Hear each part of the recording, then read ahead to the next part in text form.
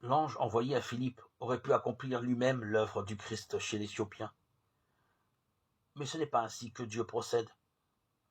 Sa volonté est que les hommes collaborent au salut de leurs semblables. L'une des premières notions que Dieu nous a enseignées concernant l'accomplissement de la mission, c'est que le plan est celui-ci. Les êtres humains doivent agir pour le bien de leurs semblables. Il n'y a pas de véritable accomplissement de la mission sans participation humaine.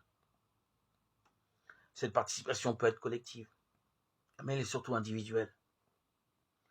Pendant son ministère, Jésus avait constamment rappelé aux disciples le fait qu'ils devaient être un avec lui dans la tâche qui consistait à arracher le monde à l'esclavage du péché.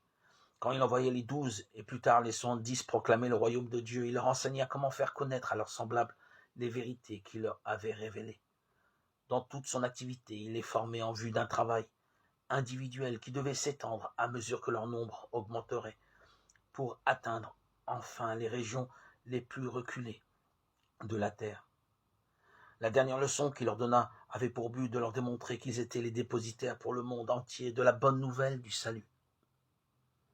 3 idées ressortent alors de cette déclaration. La première, c'est que toute son activité, il est formé en vue d'un travail individuel. La deuxième, c'est que l'œuvre devait s'étendre à mesure que leur nombre augmenterait.